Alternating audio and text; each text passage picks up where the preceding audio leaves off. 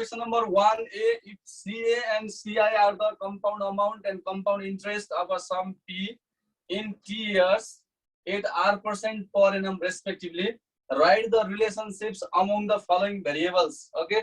First of all, what we have to write here? You simply apply your variable relation लेख्नु पर्नेछ. Compounded annually. Then third relation, compounded semi-annually. CA we have to find. Compounded semi-annually. CI we have to find. Okay. In this way, we have to just write the relations. Yeah, we are going to write here 4 relations because 4 questions are here. So we are going to write here 4 relations. And how to write? Okay, what is the pattern? So let's write here solution. First of all, what we'll write here? Okay. First of all, given you will write. Given ma first given here is compound amount भनेको CA भनेर लेख्नु पर्यो. यहाँ चाहिँ given मा what you will write here? Compound amount is equals to CA. यो formula लेख्दा चाहिँ हामीले यसरी लेख्नु पर्ने हुन्छ. हैन भने compound amount त CA यतै लेखेर भ्यालु given छ भन्दा हामी के गर्छौं? यतै CA लेखेर is equals to भ्यालु लेख्छौं नि. तर यो चाहिँ this time we are going to write the formula. That's why compound amount is equals to CA. In this way we have to write. Okay, compound interest,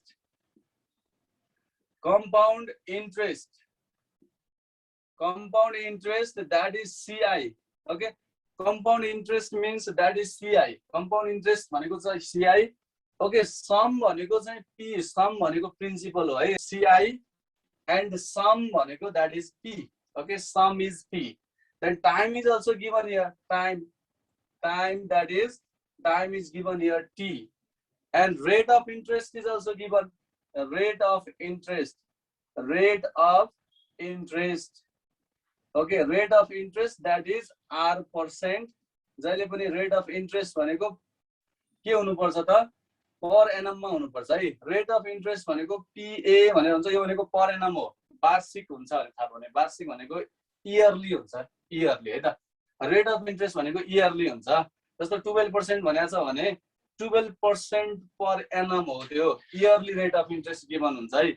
Okay, that is the त्यो भनेको standard form rate of interest को जहिले पनि annum मा हुन्छ. यदि हामीले monthly, semi annually, quarterly use गर्नु छ भने then we have to divide it. यसलाई divide गर्न पर्ने हुन्छ. Time भनेको पनि years मा हुनु पर्छ. Time should be in years है. Time को पनि standard unit हाम्रो interest find out गर्छौं भने years हो. Rate को R% per annum हो. Okay, so these are the given things. First of all, we have to write in this way. These are the given things. यो given things हो. अब हामीलाई I number मा question कसरी सोधेको छ त्यसरी नै हामी we are going to write the answer here. Okay, write the relationships among the following variables. Okay, that is the question. So what we are going to write here? The relationships. I number मा लेख्नु पर्यो भने the relationship. Okay, the relationship between okay, the relationship among भनेको छ भने question मा among नै लेखौं त. The relationship among. Okay, let's write here the relationship among के हो त भन्दा P, T, R and CA. Okay, write this one also. यो compounded annually भनेको this is the important. These are the important words here है. Compounded annually ले हामीलाई formula के हुन्छ त? ए फर्मुलालाई पर्टिकुलर बनाउँछ. किन भन्दा compounded annually भन्ने बित्तिकै एउटा खालको फर्मुला हुन्छ. Compounded semi annually भन्यो भने different type भयो. फेरि compounded quarter yearly भन्यो भने different. त्यसरी यो वर्डले चाहिँ हामीलाई फर्मुला डिफरेन्ट गर्ने हुनाले this is the these words to write here है. हामीले लेख्नै पर्ने वर्डहरु हो. The relationship among P, T, R and CA compounded annually. Okay, what we have to write here? Compounded annually. Okay, let's write here compounded annually. Compounded annually is in this way you have to write.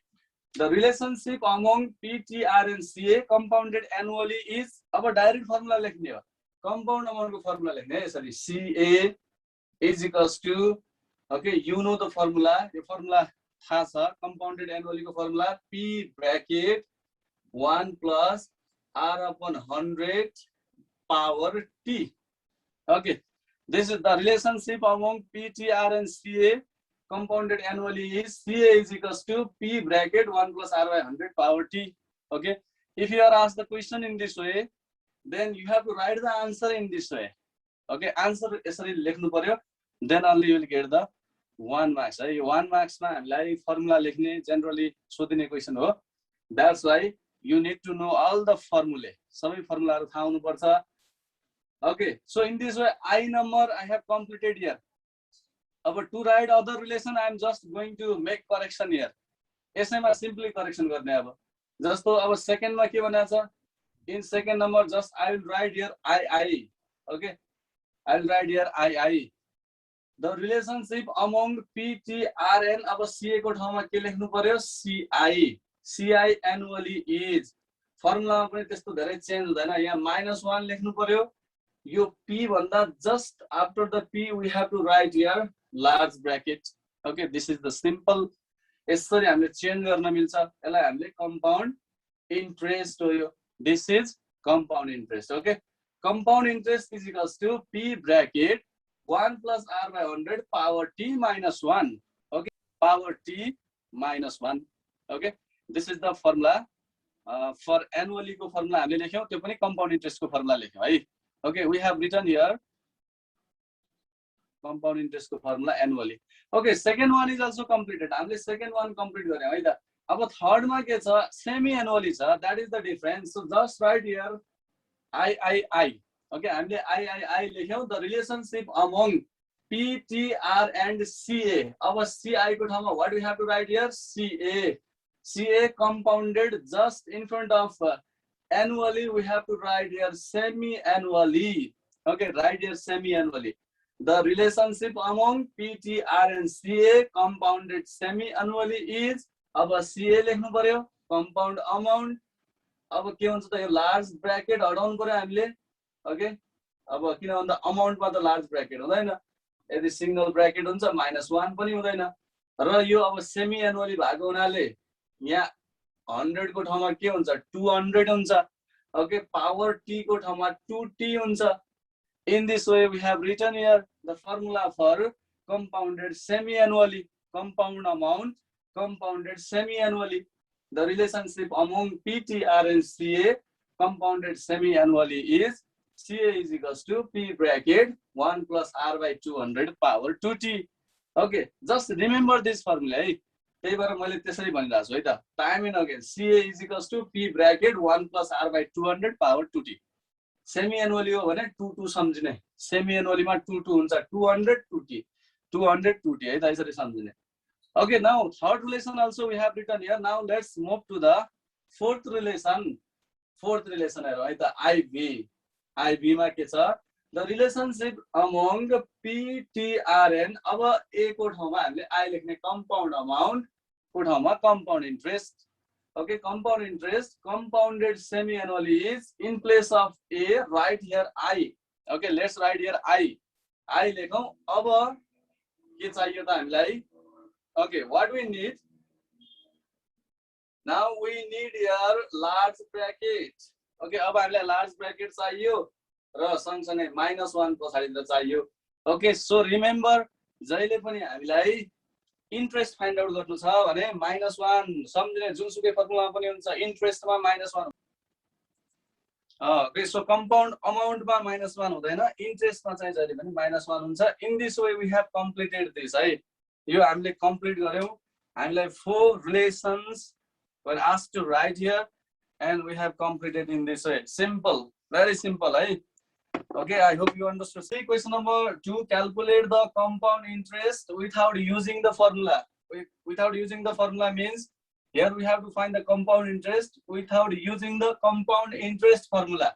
Okay, that means without using the compound interest formula. हामीले यहाँ compound interest formula चाहिँ use गर्न मिलेन, but we can use for 1 year को लागि हामीले simple interest चाहिँ use गर्न मिल्यो है त.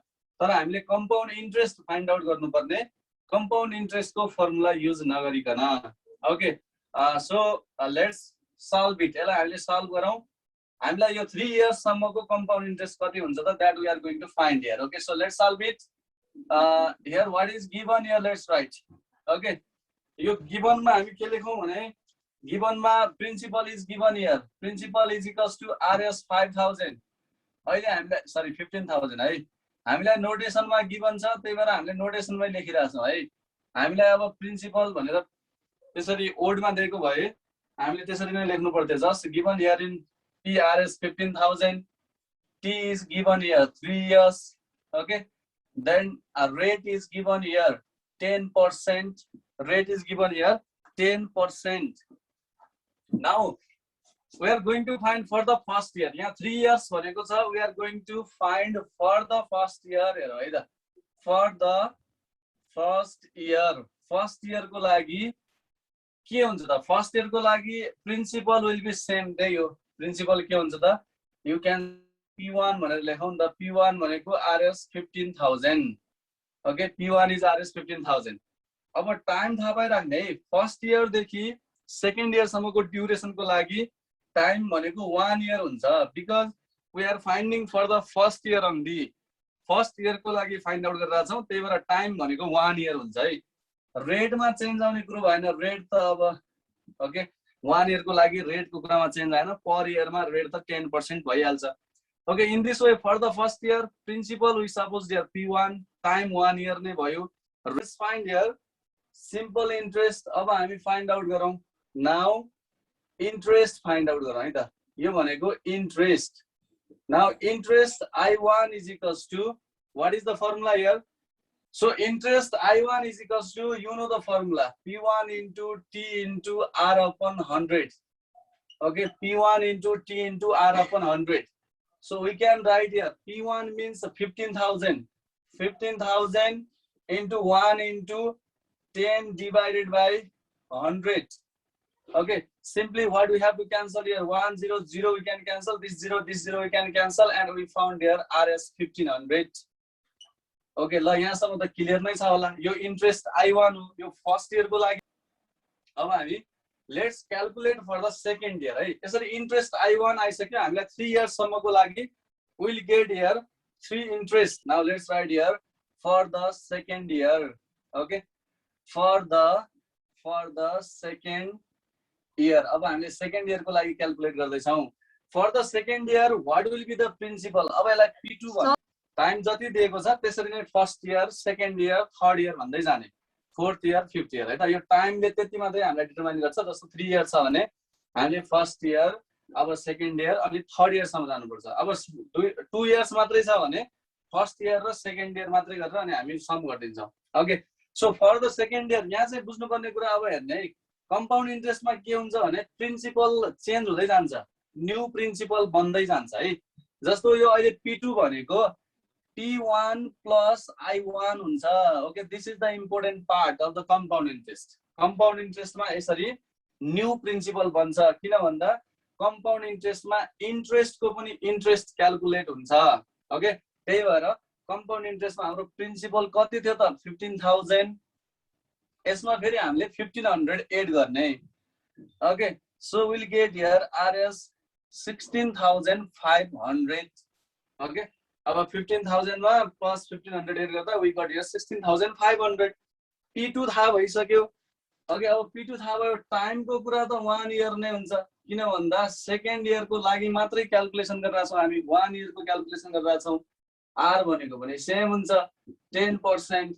Okay again let's find here अब चाहिँ इन्ट्रेस्ट फाइन्ड आउट गरौँ ओके इन्ट्रेस्ट दैट इज अब I2 हो यो सेकेन्ड इयर को लागि हामीले interest I2 this will be P2 into T into R upon 100 okay so if we put value here we'll get 16,500 into 1 into 10 okay into 1 into 10 divided by 100 now 3 years सम्म भनेको भएर for the third year सम्म गर्नु पर्यो है त हामीले for the third year को लागि अब P3 okay principal will be changed principal चाहिँ keep on changing compound interest calculate गर्दै छौं भने principal keeps on changing okay so अब P3 फाइन्ड आउट गर्न यो भन्दा प्रिभियस इयर को प्रिन्सिपल प्लस यो भन्दा प्रिभियस इयर को इन्ट्रेस्ट यसरी हामीले दुवैलाई सम गर्नुपर्छ then we'll get the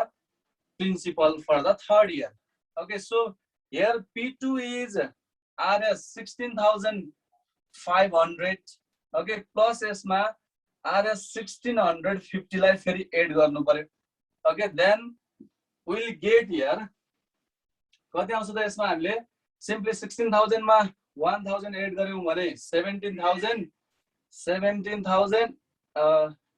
18,150 18,150 okay 18,150 फेरि टाइम भनेको 1 इयर नै हुन्छ इन्ट्रेस्ट रेट अफ इन्ट्रेस्ट भनेको 10% नै हुन्छ ओके अगेन ल अब हामीले इन्ट्रेस्ट फाइन्ड आउट गरौँ okay let's find here interest again interest that is I3 is equals to P3 into T into R upon 100 okay so P3 भनेको 18,150 into 1 into 10 upon 100 okay 1010 we can cancel this 0 we can cancel and we found here RS 1815 ल हामीलाई सोधेको चाहिँ what is the compound interest for 3 years भनेछ 3 years को compound interest find out गर्ने हो त्यो भनेको